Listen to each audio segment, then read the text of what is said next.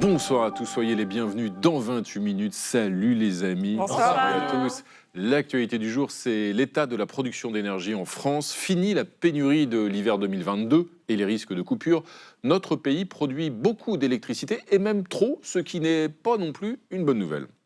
La bonne nouvelle, c'est effectivement que la situation dans laquelle on était au moment de la crise, 2022-2023, on en est sorti. Après, le fait que tendanciellement, notre consommation d'électricité n'augmente pas, ça, c'est un constat, le constat qu'on n'arrive pas aujourd'hui à électrifier. Alors face à ce surplus d'électricité, faut-il réduire notre production d'énergie, nucléaire ou renouvelable, ou au contraire relancer la consommation en électrifiant davantage notre économie, à commencer par le parc automobile? Quelles conséquences sur nos factures d'électricité? Notre débat sera électrique, bien sûr. Puis, on vous retrouvera en dernière partie de l'émission, Théophile Cossa et Xavier Mauduit. Incroyable Renault en Floride. Helen Higgins a été élue maire de Miami, une démocrate dans une terre trumpiste. Et en plus, la première femme à occuper cette fonction. Ce soir, Renault, nous allons bâtir une ville en Floride. Et vous, Théophile? Attention, elle est de retour. La vilaine épidémie de grippe. L'épidémie se propage en France en ce moment. Les vaccins partent comme des petits pains, si bien que certains pharmaciens s'inquiètent pour leur stock. L'occasion de se demander, l'épidémie de grippe, la vaccination contre la grippe, comment ça marche? On verra ça. À tout à l'heure, les amis. Mais pour commencer, parlons de la Tunisie avec une artiste franco-tunisienne, Myriam Marzouki, la fille de l'ancien président Monsef Marzouki. Elle a mis en scène dans un spectacle les attentes et les désillusions qui ont suivi la révolution tunisienne. 15 ans après, loin des promesses démocratiques nées de la chute de la dictature de Ben Ali, le pays sombre de nouveau dans le règne de l'arbitraire, les arrestations d'opposants se multiplient. Pourquoi un tel retour en arrière? On voit ça avec Myriam Marzouki dans un instant.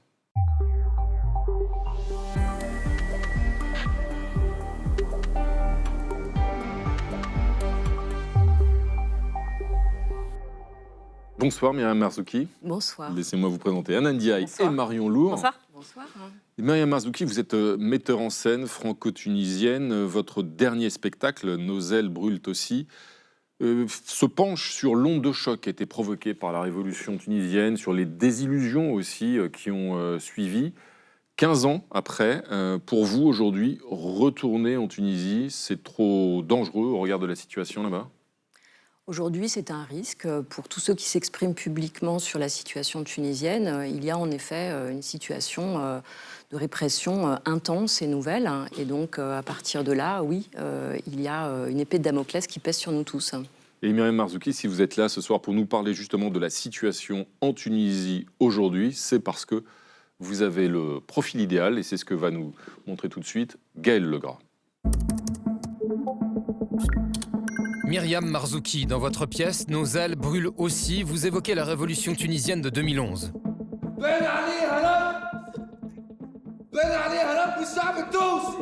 Mais vous menez également une réflexion sur les tentatives de construction d'une démocratie suite à des décennies d'autoritarisme. Alors, 15 ans après le déclenchement de cette révolution, où en est la Tunisie? Pour répondre à cette question, vous avez le profil idéal. Le 17 décembre 2010, des policiers confisquent la charrette de fruits et légumes de Mohamed Bouazizi à Sidi Bouzid. Le jeune vendeur ambulant s'immole par le feu. Des émeutes éclatent dans la ville située à 200 km de Tunis. Nous vivons chaque jour un peu plus d'humiliation, de pauvreté, de souffrance. La révolte se propage. Le président Zine El Abidine Ben Ali, au pouvoir depuis 23 ans, tente de s'accrocher à son siège. Beaucoup de choses ne se sont pas passées comme je l'aurais voulu, et notamment en ce qui concerne la démocratie et les droits. On veut qu'il dégage, merde, qu'il dégage. Le 14 janvier 2011, Ben Ali s'enfuit en Arabie Saoudite. Après sa chute, 3 chefs d'État sont élus. Monsef Marzouki, votre père, Béji Caïd Essebsi et Kaïs Sayed. En 2022, Sayed fait adopter une constitution qui lui attribue les pleins pouvoirs. Le 28 novembre dernier, les condamnations de 37 opposants, de 5 à 45 ans de prison, confirment sa mainmise sur le pays. Parmi eux, l'homme politique Ahmed Nejib Chebi, l'avocat Ayashi Amami ou encore l'écrivaine Shaima Issa, condamnée à 20 ans et interpellée juste après cette manifestation. J'ai dit non à tout ce qui est en train de se passer en Tunisie en ce moment. Cette dérive autoritaire. Dans votre pièce, écrite avant ce tournant autocratique, le bilan s'avère déjà peu réjouissant. يا ودي حسك الاحلام الكل وكل واحد حسه تو راجع علينا كالحبل الثقيل يا بنيتي بقدر En 2023, vous déclariez pourtant « J'ai toujours la conviction que la Tunisie est un petit miracle, un pays où tant de choses seraient possibles ». Alors Myriam Marzouki, l'ONG Human Rights Watch considère aujourd'hui que la dictature est de nouveau en vigueur en Tunisie, que la Tunisie n'est plus une démocratie. Est-ce que vous partagez ce jugement ? Aujourd'hui, en Tunisie, l'opposition politique, dans toutes ses composantes idéologiques, elle est muselée de deux manières. Une partie est en exil et l'autre partie est en prison. Donc aujourd'hui, les activistes, les militants politiques, les actrices et les acteurs de la société civile, les avocats, les journalistes, des chercheurs sont arrêtés et emprisonnés. On est revenu aux années Ben Ali à vos yeux ? Absolument. Il y a 37 opposants qui ont été condamnés, c'est peut-être eux dont vous parliez, oui, qui ont été condamnés fin novembre pour complot contre la sûreté de l'État. Ils ont pris entre 5 ans et 45 ans de prison. Qu'est-ce que c'est un complot contre la sûreté de l'État ? Alors d'abord, je voulais dire que ce sont des peines d'une gravité exceptionnelle, des durées d'emprisonnement et qui ont pris effet immédiatement. Donc, par exemple, Shaima Issa, dont on a vu le portrait à l'instant, elle avait déjà été emprisonnée et elle a été à nouveau condamnée à 20 ans de prison. Elle a été arrêtée à Tunis le 29 novembre en pleine manifestation pour contester la dérive autoritaire du régime. Donc aujourd'hui, des gens sont véritablement embastillés et cette expression de complot contre la sûreté de l'État, elle donne à penser, c'est-à-dire que dans la notion à la fois générale et paranoïaque, on comprend le moment politique que l'on vit en Tunisie aujourd'hui. C'est-à-dire que ce ne sont pas des peines qui sont étayées avec des dossiers judiciaires qui sont solidement construits, ce sont des décisions politiques qui consistent à laminer absolument toute parole dissidente. Alors celui qui est pointé du doigt, c'est évidemment le président en place, Kais Saied. Oui. Il a été élu et même réélu à l'automne 2024. Est-ce que ça veut dire, au vu de cette dérive autoritaire qui lui est reprochée, qu'à vos yeux, il n'est pas légitime, même élu ? Alors en 2024, il a été élu avec un score bénaliste. Plus de 90% des voix ? Voilà, c'est un score bénaliste. Suspect, vous voulez dire, donc. Disons que dans une démocratie, être élu avec 90% des voix, c'est rare, pour ne pas dire inexistant. Et puis, on est plus facilement élu à 90% lorsque on a fait le vide, c'est-à-dire que lorsque le multipartisme n'existe plus, lorsqu'il n'y a plus d'opposition crédible, alors oui, on peut être élu à 90%. Et votre père, on en parlait dans votre portrait, qui est un ancien opposant à Ben Ali, qui a été président pendant 3 ans. Il a été condamné en juin dernier à 22 ans de prison pour terrorisme. Est-ce que c'est une façon de l'empêcher de rentrer dans son pays ? Alors, non seulement il a été condamné à 22 ans de prison, mais il avait été condamné un an plus tôt à 8 années de prison, qui s'additionnent. Et ces faits de terrorisme, il faut bien préciser que en fait, c'est l'instrumentalisation générale de ce chef d'accusation effrayant de terrorisme qui tombe sur tout le monde actuellement. Donc, en l'occurrence, ce sont des accusations vagues, non étayées, de sédition, d'incitation à changer la forme du gouvernement.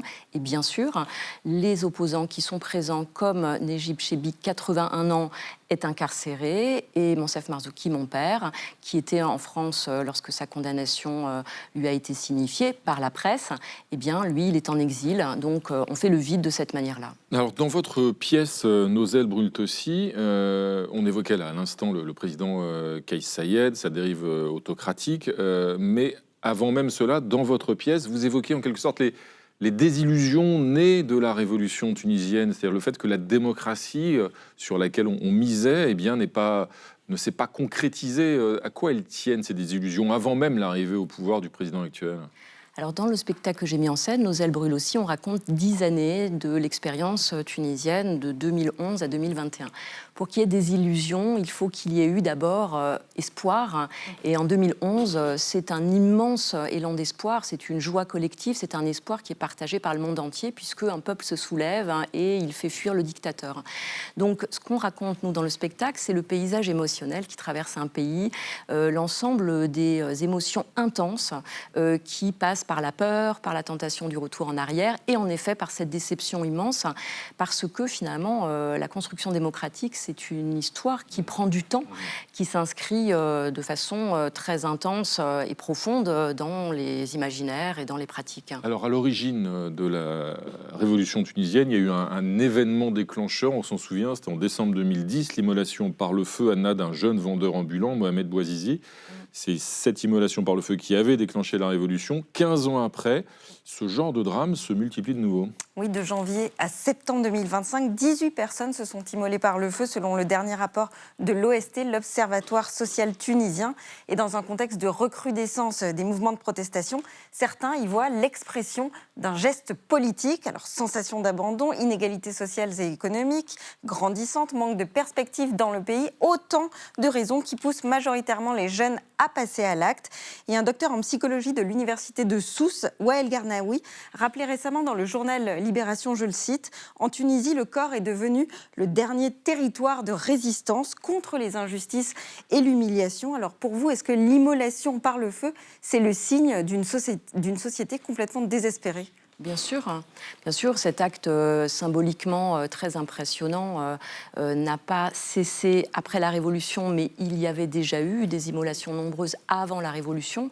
De toute manière, on peut dire que la question de la jeunesse est cruciale en Tunisie, et il y a d'une part cet acte extrême de l'immolation, mais il y a aussi à bas bruit un autre phénomène dont on peut parler, c'est le fait que c'est un pays qui se vide de sa jeunesse. Alors la jeunesse la plus pauvre et la plus désespérée qui tente de partir par les moyens illégaux, mais c'est aussi un pays qui se vide de ses forces vives, de ses artistes, de ses médecins, de ses ingénieurs, et c'est une question fondamentale aussi. Justement, vous parlez d'émigration, il y a un pacte entre l'Europe et la Tunisie pour limiter l'émigration vers l'Europe. Est-ce que c'est ça qui, au fond, fait que l'Europe semble silencieuse ? Elle a voté une résolution quand même pour demander la libération des personnes détenues, mais est-ce que ça suffit, cette réponse ? Il y a évidemment un pacte sécuritaire, c'est-à-dire qu'il y a un accord entre les chancelleries européennes et le président Kais Saied qui consiste à en faire un garde-frontière en échange d'un certain nombre d'accords économiques. Alors, sa grande amie Giorgia Meloni fait des allers-retours entre Rome et Tunis pour développer des projets économiques avec l'idée qu'il faut créer les conditions d'un droit de ne pas émigrer, c'est-à-dire de créer les conditions pour que les jeunes et les moins jeunes Tunisiens ne veuillent plus partir. Alors, en effet, c'est une bonne idée que de soutenir le développement économique d'un pays. Mais en réalité, c'est une idée qui est solidaire du fait de passer absolument sous silence la dérive autoritaire. Or, on sait que les anciennes erreurs produiront les mêmes conséquences. Aucun pays ne peut être véritablement soutenu si on passe sous silence cette répression tous azimuts qui s'abat actuellement sur toute la société tunisienne. Myriam Marzouki, la dernière phrase de votre spectacle, c'est « Les révolutions n'échouent pas, elles prennent leur temps ». Est-ce qu'il y a, pour finir, quand même quelques signes positifs d'optimisme dans la société tunisienne aujourd'hui, des résistants ou des résistantes, des militants ou des militantes démocratiques, laïques, qui continuent de se battre et qui peuvent permettre d'espérer que cette révolution qui prend son temps, elle finisse par déboucher sur la démocratie ? Les emprisonnements actuels sont bien la preuve que la résignation n'a pas triomphé. C'est le prix le plus fort. Moi, je pense que c'est vraiment important de médiatiser, comme on le fait aujourd'hui, la situation qui est faite à ces hommes et ces femmes qui payent le prix le plus cher. Enfin, l'emprisonnement, c'est quand même l'expérience militante la plus douloureuse. Mais à partir du moment où des voix s'élèvent, ou plutôt disons que si elles sont enfermées, c'est parce qu'elles s'élèvent. Et donc, moi, je continue à penser qu'une fois qu'un peuple s'est soulevé, il en reste quelque chose, même si, en effet, aujourd'hui, la situation, en effet, est dramatique. Merci, Myriam Marzouki, de finir sur cet espoir à terme que cette résistance accouche de la démocratie. Et je rappelle que votre spectacle « Nos ailes brûlent aussi » sera repris du 21 au 23 avril prochain à la Comédie de Saint-Étienne. Merci d'être passé ce soir par le plateau de 28 minutes. Merci. On passe maintenant à notre débat du jour sur la production d'électricité en France. Après les risques de pénurie d'il y a 3 ans, le pays produit de nouveau beaucoup d'électricité, notamment grâce à un parc nucléaire qui tourne à plein régime, tellement que la consommation ne suit pas. Or, notre parc électrique est coûteux, l'électricité ne se stocke pas. Alors, comment résoudre ce dilemme ? Faut-il réduire la voilure ou au contraire étendre l'électrification de notre économie ? Le consommateur va-t-il y gagner ou y perdre ? On en débat juste après la mise au point de Sandrine Lecalvez.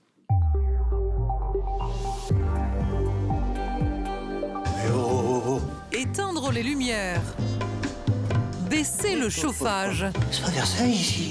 C'est devenu un réflexe pour beaucoup de Français depuis l'hiver 2022. Et pour cause, cette année-là, il faisait vraiment froid, des centrales nucléaires étaient en maintenance, le gaz russe manquait après le début de la guerre en Ukraine, une situation critique au point que le gouvernement mettait en garde contre des coupures de courant. Face aux menaces de pénurie de cet hiver, nous n'avons qu'une seule voie, la baisse de la consommation d'énergie.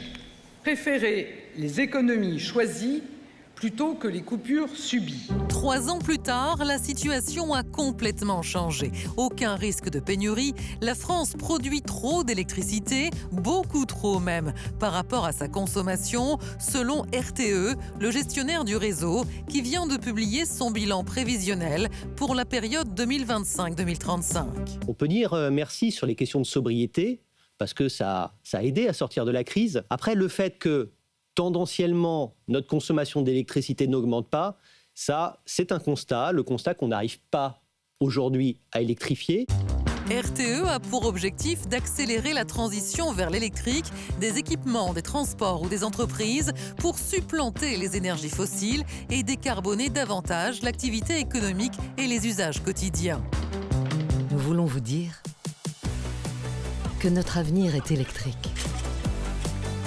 Sauf que pour l'instant, la consommation d'électricité stagne et que certains se demandent s'il ne faudrait pas réduire la voilure en mettant des centrales nucléaires à l'arrêt ou en freinant le développement des renouvelables. Mais avec quelles conséquences sur nos factures? Va-t-on y perdre ou y gagner? Eh bien, on va voir ça tous ensemble. Merci à tous de nous avoir rejoints sur ce plateau. À mes côtés, Thierry Brosse, bonsoir, bienvenue. Professeur à Sciences Po Paris, spécialiste énergie et climat. Selon vous, la production d'électricité est revenue à son niveau d'avant 2022. Le problème, c'est que la demande donc n'augmente plus. Les nouveaux investissements ne servent donc à rien. Dites-vous, pour y remédier, il faut arrêter le développement des renouvelables. À vos côtés, Jade Lingard, bonsoir. Bonsoir. Bienvenue à vous. Vous êtes journaliste, responsable du pôle écologie de Mediapart. Selon vous, la consommation d'électricité en France est basse par rapport aux prévisions qui avaient été faites au préalable. Le risque, c'est qu'on utilise les énergies renouvelables, justement, comme variable d'ajustement, alors que la France est déjà en retard sur ses objectifs en la matière. Et à vos côtés, Anne de Bréjas, bonsoir. Bienvenue. Ingénieure de recherche sur le fonctionnement du système électrique. Vous êtes porte-parole de la Fédération Sud Énergie. Vous travaillez pour EDF, mais je précise que vous vous exprimez en votre nom propre et pas au nom de l'entreprise. Selon vous, la surproduction d'électricité n'a pas encore d'effet visible sur les factures. Il y a toujours un effet retard, mais ça devrait finir par baisser, dites-vous. Le risque, si les prix sont trop bas, c'est qu'il n'y ait plus assez d'argent pour couvrir les coûts d'investissement. Tout de suite, pour ouvrir ce débat, Marion, vous avez une météo à nous présenter, la météo du jour. Oui, on parle bien de la météo de l'énergie, l'application EcoWatt qui est un peu le bison futé de l'énergie en réalité, puisqu'elle permet depuis 2022 d'anticiper les moments de tension sur le réseau et d'adapter sa consommation pour éviter les coupures. En réalité, il y a eu depuis l'hiver 2022-2023 quelques alertes simulées, mais depuis 2023, plus rien. EcoWatt est 100% vert. Ce jeudi encore, ça veut donc dire que notre pays est en mesure de couvrir tous ses besoins en électricité et sans émettre de gaz à effet de serre. Alors, Anne de Bréjas, est-ce que ça veut dire que c'est fini ce scénario du pire qu'on imaginait en 2022 avec des coupures d'électricité pendant l'hiver ? Oh oui, on s'est éloigné nettement de ce risque-là. Je dirais que le risque qu'on a actuellement, c'est ce qui a été dit, c'est qu'on est très en retard sur l'électrification des usages. Et pour la planète, c'est une extrêmement mauvaise nouvelle. Enfin, on est quand même face à une crise climatique et environnementale majeure. Il faut réagir très vite, il faut décarboner très vite. Décarboner, ça veut dire électrifier. Et là, on n'électrifie pas assez vite. Donc, je dirais que l'enjeu aujourd'hui, c'est vraiment d'arriver à augmenter la consommation. Alors, avant d'en venir... Pardon, la consommation d'électricité, pas d'énergie. Avant d'en venir sur les enjeux et les solutions, sur le constat aujourd'hui de la situation, Jade Lingard, pourquoi est-ce que la consommation, la demande, donc, n'est pas au niveau qui avait été prévu? Est-ce que c'est lié, moi aussi je vais faire de la météo au climat, à l'hiver doux? Est-ce que c'est lié à nos comportements plus vertueux, plus économes, à la situation économique, peut-être l'activité industrielle qui est plus faible en raison d'une période économique plus difficile? En fait, c'est en partie lié à ce que vous venez de dire, mais c'est majoritairement et structurellement lié à un problème qui est que on n'a pas assez électrifié les usages, c'est-à-dire qu'on continue en France à consommer beaucoup trop d'énergie fossile et donc émettrice de gaz à effet de serre pour des activités qu'on pourrait faire avec de l'électricité décarbonée. Et l'exemple qui permet de comprendre ça très facilement, c'est la voiture. On continue à utiliser beaucoup trop de voitures à essence et à diesel, alors qu'on peut aujourd'hui se déplacer de manière décarbonée, par exemple en voiture électrique, mais pas uniquement, transport collectif, covoiturage. Et en fait, ce qu'on voit aujourd'hui, c'est qu'on est en train de payer, et la planète est en train de payer, et le climat est en train de payer très lourdement des retards en fait, dans la politique de transition énergétique dans les transports en France. Et c'est ça que dit aussi la baisse de l'écart entre une production très importante et une consommation très faible. Thierry Brosse, c'est lié aussi au fait que ce surplus, au fait que les entreprises consomment moins, peut-être parce qu'il y a moins d'entreprises ou qu'elles sont en moins bonne forme? Oui, ça fait partie de l'ensemble du problème, mais je crois que, en fait, ce qu'il faut quand même voir, et c'était le point, c'est que finalement, c'est mieux pour tout le monde qu'il y ait un peu cette marge de sécurité supplémentaire, parce qu'effectivement, on s'éloigne de ce risque-là. On est, RTE le dit, dans un moment de risque-là. On est dans un moment où on n'a pas de problème pour passer l'hiver. Donc oui, il y a la demande est baisse, et puis c'est aussi parce que peut-être on l'avait surestimé, puisqu'en fait, il faut bien se dire que quand on fait des estimations, l'estimation, elle n'est valable que sur le papier. Et ensuite, la réalité, c'est année après année comment ça se matérialise dans la réalité. Et aujourd'hui, effectivement, on est en retard, mais tout le monde est en retard. Si vous regardez l'Agence internationale de l'énergie, elle est revenue sur des scénarios avec plus de gaz, plus de charbon, plus de pétrole. Je ne dis pas que c'est bien pour le climat, je dis bien que c'est très mal pour le climat, mais je dis que la réalité, c'est que les usagers ont eu du mal à électrifier. Alors, on peut aussi imaginer qu'ils ont eu du mal à électrifier parce qu'il y a 3 ans, on nous parlait de prix de l'électricité extrêmement élevés et c'était un peu difficile d'imaginer acheter une voiture électrique à ce moment-là. Donc, ce que dit RTE aussi aujourd'hui est assez intéressant. RTE, c'est le réseau de transport de l'énergie, c'est le gestionnaire du réseau. En fait. C'est celui qui a fait sa conférence il y a 2 jours. Il dit finalement, avec des prix de l'électricité qui sont plus bas et une électricité en France qui est la plus décarbonée, eh bien, on peut peut-être aussi inciter des entreprises à revenir et des usages à être électrifiés. Mais alors, Anne de Bréjas, est-ce qu'on pourrait la vendre, cette électricité en plus, par exemple, à des pays étrangers? On le fait, on le fait. On exporte. Alors, la France exporte régulièrement, depuis longtemps, sauf la crise de 2022-2023. Mais donc, on exporte une grande partie. Surplus. Non, on arrive à exporter. Après, je vous dis, l'autre problème, c'est que, quand même, quand on est un peu en surproduction, ça augmente les coûts par quantité produite. Et puis, surtout, je vous dis, le problème majeur, c'est vraiment de se poser la question de quelle trajectoire on va prendre. RTE dit qu'il y a 2 options possibles. Un scénario de décarbonation rapide, et celui-là, ça veut dire qu'on doit augmenter la consommation d'électricité tout en réduisant la consommation d'énergie totale, et donc il va falloir augmenter la production, ou alors on se met dans une décarbonation lente, et là on a l'air d'être parti pour ça, mais ça veut dire qu'on fonce dans le mur. Alors, on va rester un instant sur la situation actuelle et sur ce fameux surplus. Qu'est-ce qu'on peut en faire, Marion, et où est-ce qu'on peut le ranger en quelque sorte? Le vendre, effectivement, mais malheureusement, le problème, c'est qu'on a du mal à le stocker, on ne sait pas comment faire, sauf peut-être à Gièvres, dans le Loir-et-Cher, où une centrale solaire a trouvé la solution, apparemment. Reportage de France 3 Val-de-Loire en avril dernier. Le problème de l'énergie solaire, c'est qu'elle n'est pas forcément disponible quand on en a besoin. Le développement de cette énergie renouvelable se heurte aux limites de l'adéquation entre offre et demande, et ça ne coïncide pas toujours avec l'ensoleillement. À Gièvres, une centrale solaire de 18 hectares s'émancipe de cette contrainte grâce à d'énormes batteries. Une partie de l'électricité va être directement injectée sur le réseau électrique. Une autre partie, on va la stocker justement dans ces batteries et on va décider du moment opportun pour la réinjecter au réseau. Donc notamment le moment opportun, dans ce cas-là, c'est les pics de consommation en fin de journée. Reportage donc de France 3 Centre Val-de-Loire. Jade Lingard, pourquoi on ne fait pas ça partout finalement? Alors, ça coûte de l'argent. Développer les batteries, les installer, ça coûte de l'argent. Mais c'est évident que c'est en train de se développer hyper fortement dans le monde, notamment dans l'État du Texas, aux États-Unis, qui a été historiquement connu comme un État hyper pétrolier et qui est en train de devenir un État hyper solaire. Donc ça se développe, mais ça coûte cher. Et de toute façon, ça ne répond pas à tous les problèmes. Et l'un de ces problèmes, à mon avis, important à avoir en tête peut-être à ce stade de la discussion, c'est que avec cet écart important entre consommation et production, on pourrait tenter de dire que la solution, c'est de consommer le plus possible d'électricité. Or, le problème de ça, c'est qu'on peut consommer plus d'électricité sans décarboner. Or, ce qu'on veut, c'est décarboner. Et ça veut dire quoi ? Si on ajoute, si on empile des consommations électriques sur des consommations électriques qui ne remplacent pas des consommations aujourd'hui d'énergie fossile, en fait, on fait juste que consommer davantage et on ne décarbone pas. Et c'est toute l'ambiguïté, de mon point de vue, des scénarios présentés par RTE qui nous annoncent, donc le gestionnaire d'électricité, qui nous annonce dans sa trajectoire de forte décarbonation, comme ils disent, l'installation de beaucoup de data centers qui s'ajouteraient à la consommation actuelle d'électricité sans décarboner.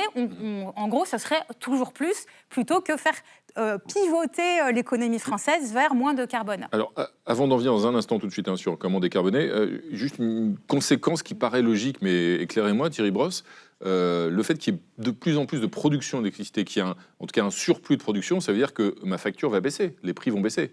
Bien, malheureusement, pas tout à fait, puisque dans votre facture, vous avez 3 éléments. Vous avez l'élément prix de gros. Alors, effectivement, sur les prix de gros, le prix baisse. Et donc, c'est ça ce que l'on voit. Et puis, vous avez 2 autres éléments. L'élément taxe, et donc ça dépend du gouvernement. Et l'élément taxe, c'est à peu près un tiers. Donc, vous voyez que c'est plus que la TVA. C'est TVA plus autre chose. Et puis, vous avez un autre tiers qui est le transport. Et donc, c'est là où, effectivement, vous rémunérez l'opérateur de transport. Et donc, à un moment où vous baissez le prix, les autres éléments peuvent augmenter et vous pouvez avoir une facture qui ne baisse pas. Anne de Bréjas, vous disiez aussi que l'énergie supplémentaire, ça avait un coût. Avoir trop d'électricité, ça avait un coût. Ça peut peser ? Oui, alors il faut vraiment voir qu'on a un système qui est complètement aberrant dans l'électricité, avec un prix, donc une facture qui ne correspond pas du tout au coût de production. Le coût de production, comme c'est essentiellement des coûts fixes qui ne dépendent pas de la quantité produite, si on baisse la quantité, on répartit le même coût sur moins de kilowattheures et donc ça fait augmenter les coûts. Mais par contre, d'un point de vue prix, le prix est extrêmement volatile.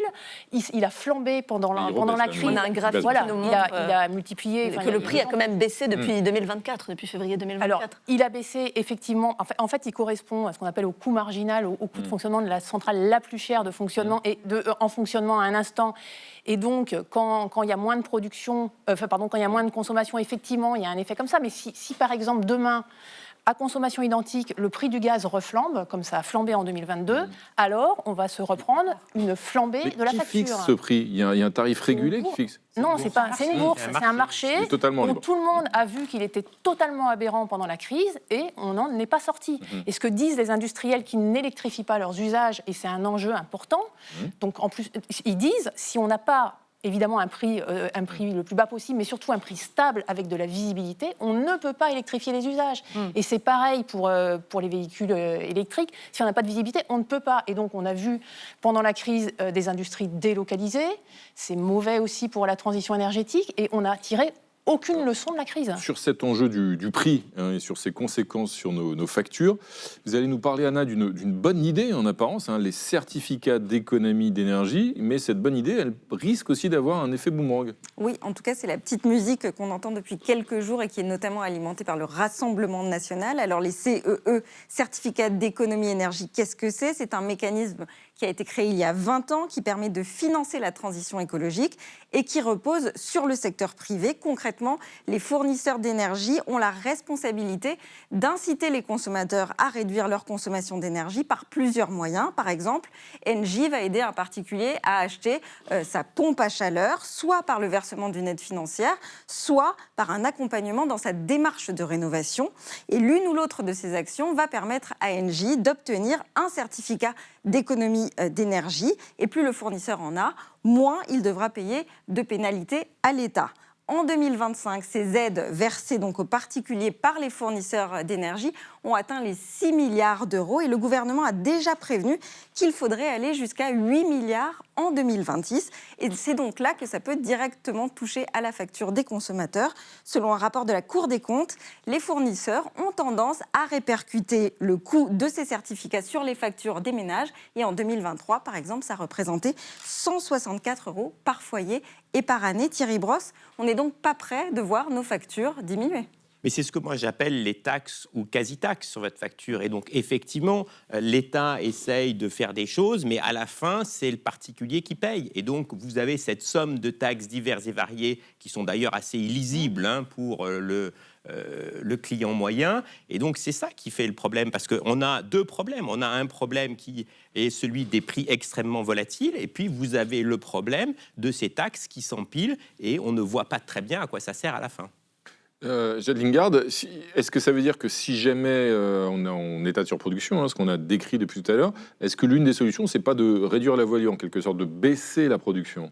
C'est un des deux facteurs. C'est-à-dire que s'il y a trop d'écart entre la consommation et la production, soit on augmente beaucoup la consommation avec les écueils qu'on a décrits tout à l'heure, c'est-à-dire en fait c'est pas très écologique in fine, soit on baisse la production. Mais là on touche vraiment au tabou absolu de cette discussion sur l'énergie. C'est que matériellement, physiquement, mathématiquement, on pourrait se dire est-ce qu'il ne faudrait pas mettre à l'arrêt tel ou tel réacteur nucléaire, on appelle ça placer sous cocon, et ça pourrait être un argument mis sur la table, et en fait on voit bien que c'est pas du tout ça en fait qui est mis en discussion, parce que derrière il y a un tel enjeu de rentabilité d'investissement dans un moment où EDF doit sortir énormément d'argent pour à la fois rénover ses anciennes centrales, payer les nouveaux réacteurs nucléaires EPR, que l'option de réduire la production nucléaire qui lui ferait réduire ses recettes n'est pas mise sur la table. Thierry Brosse, justement, mettre des centrales sous cocon, ça serait une bonne idée d'après vous ? Non, je ne pense pas. Enfin, on a déjà essayé d'en arrêter une, et puis on a eu une crise énergétique, on a arrêté Fessenheim. Donc, en 2016. Il n'a pas tellement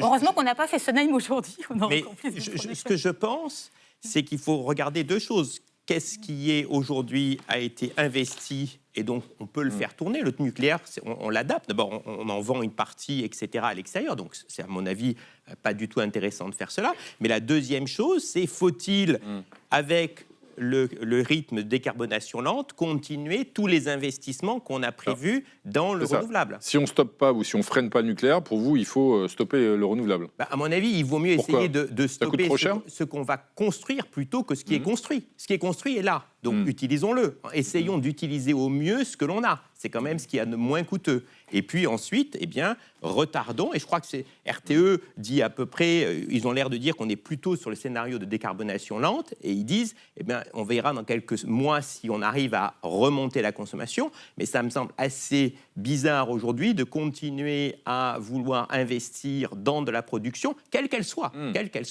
alors qu'on a ce gap, cette différence entre la production et la consommation. Madame de Brégès ?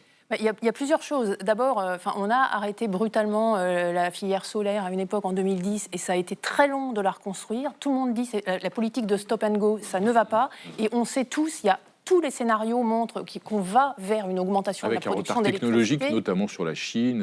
Oui, alors là, il y a beaucoup de choses à dire. Oui. On est complètement dépendant de la Chine, on n'a pas mis en place la filière. Mais surtout, moi, je pense qu'il faut revenir au débat. Encore une fois, tous les critères disent qu'il faut aller sur le scénario de décarbonation rapide. C'est des scénarios, ce n'est pas de la prévision. Et pourquoi on n'y est pas ? Parce qu'on a une politique publique qui est, comme vous l'avez dit, par exemple, basée sur des CE, sur des mécanismes de marché extrêmement complexes et extrêmement inefficaces.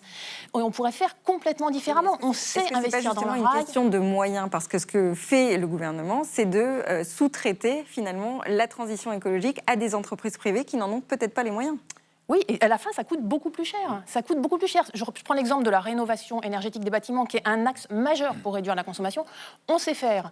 Toutes les personnes de la filière disent, avec le même argent, alors déjà, il faudrait augmenter les budgets, mais avec le même argent, si c'était organisé de manière publique, si on ne laissait pas les gens face à un choix invraisemblable de choisir entre plusieurs artisans, de devoir suivre des projets techniques compliqués, d'engager son argent, de prendre tous les risques, mais ça serait infiniment plus efficace. Pourquoi on ne va pas là-dessus ?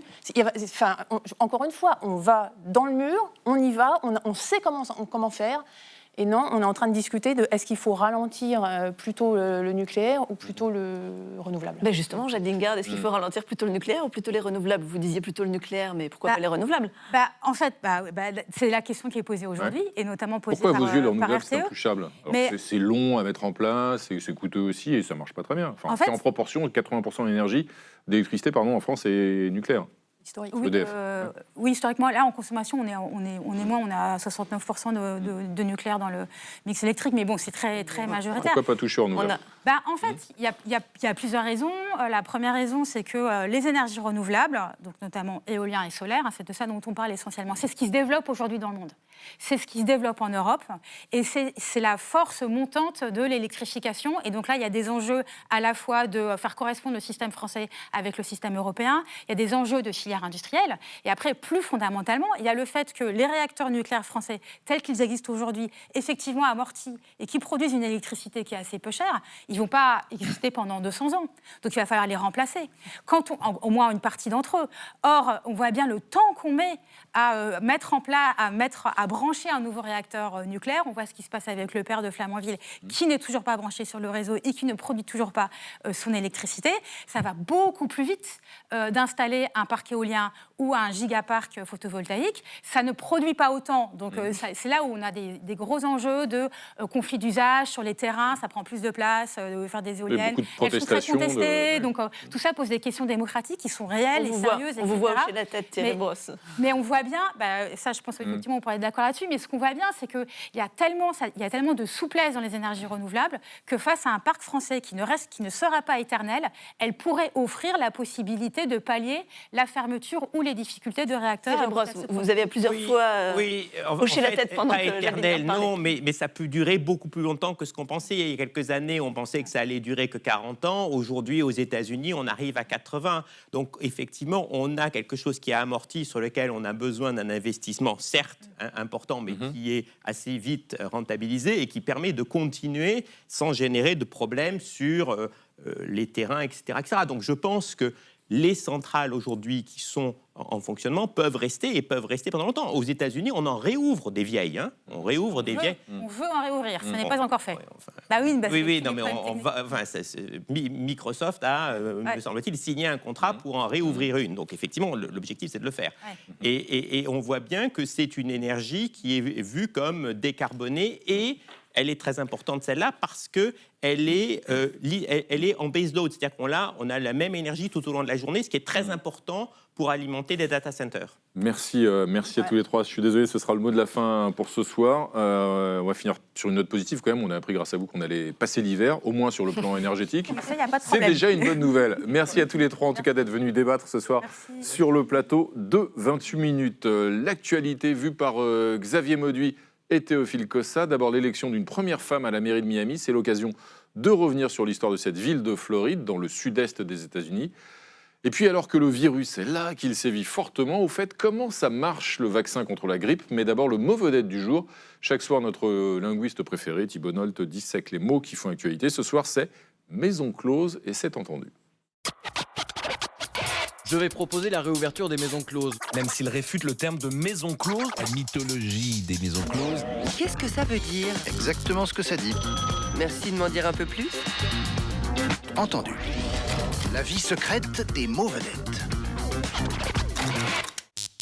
Maison close, du latin manere, demeurer, éclaudérer, verrouiller, désigne une maison de passe, de tolérance, un boxon, un claque, un bordel, un lupanar, bref, un lieu de prostitution, soit la mise à disposition tarifée par une personne de son corps pour étancher la libido d'une autre. Début décembre, un député RN a proposé de rouvrir les maisons closes.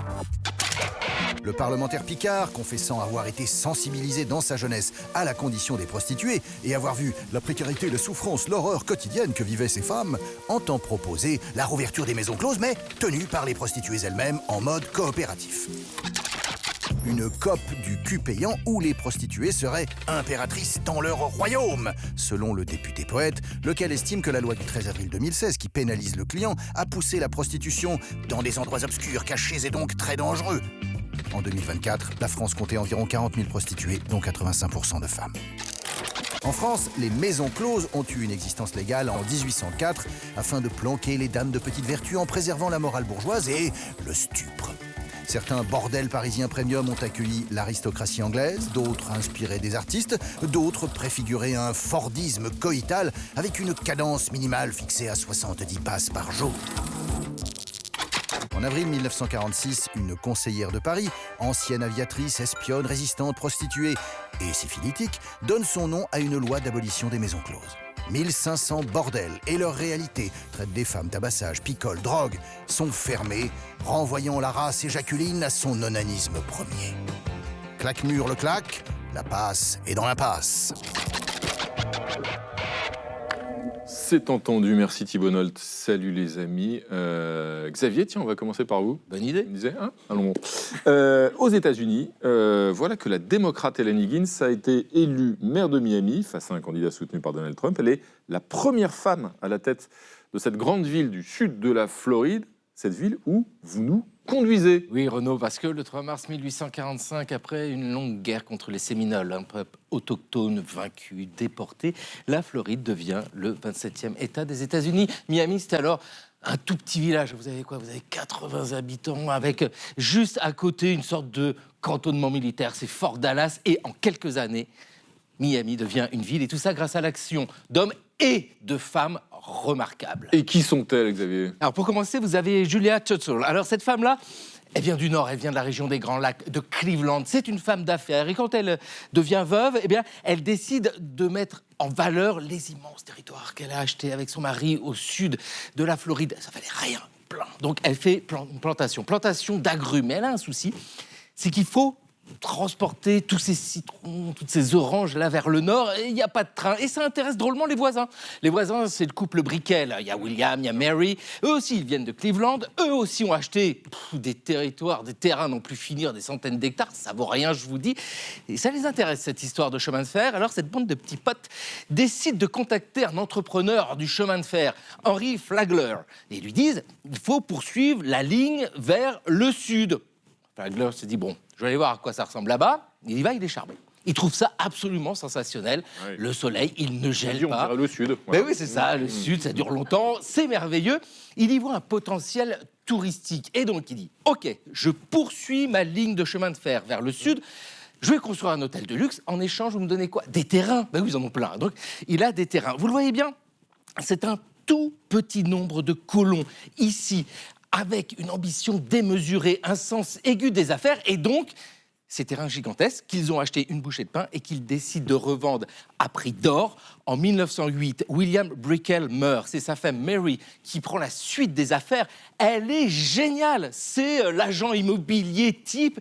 Et c'est grâce à elle que le sordide petit village de Miami devient the place to be. Donc tout ça par une bande de petits colons qui, par intérêt, ont décidé d'être à Miami. Oh là là là là, tout ça pour en venir là. Mais quel vendeur vous feriez? L'immobilier, vous y avez songé? Enfin, la télé, c'est très bien aussi, hein. Restez avec nous, Xavier. Mais bon, bravo Xavier. Théophile, c'est à vous, Théophile. Attention, attention. L'épidémie de grippe se propage en France. La campagne de vaccination continue. Le gouvernement vient d'annoncer la mise à disposition de 200 000 nouvelles doses. Et vous, Théophile, vous allez nous expliquer la vaccination contre la grippe, au fait.